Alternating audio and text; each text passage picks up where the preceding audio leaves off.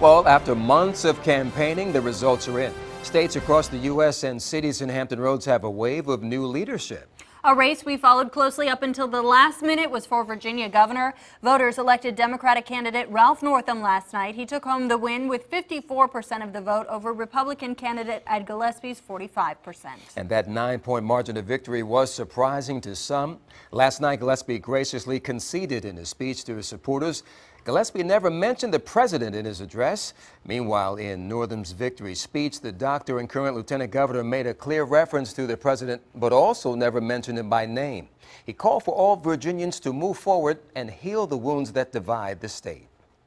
Today, Virginians have answered and have spoken. Virginia has told us to end the divisiveness, that we will not condone hatred and bigotry, and to end the politics that have torn this country apart. Northam's speech was briefly interrupted by immigration protesters who were quickly removed by security. Now, they were protesting the governor-elect's recent statement that he would sign a law to ban sanctuary cities in Virginia. Well, after Northam's big win last night, Democratic leaders sent congratulations and praises toward the now governor-elect. DNC Chair Tom Perez calls Northam's win a strong message for President Donald Trump. You have sent a message tonight, not simply to the voters in the Commonwealth of Virginia. You have sent a message across the globe to South Korea. Donald Trump, you don't stand for our values.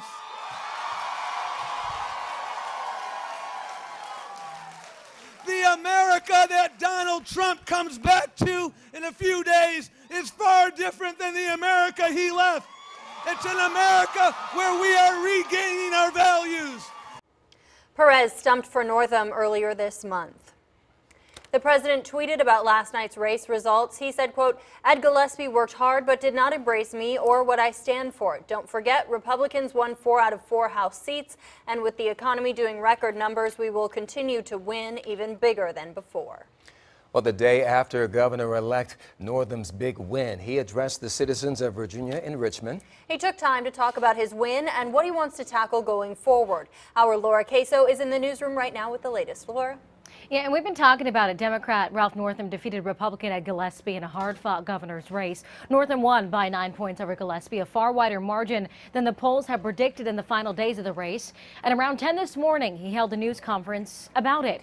He talked about some of his priorities, including the economy and jobs, education, affordable health care, and the opioid crisis, going on to say he wants to fight against discrimination.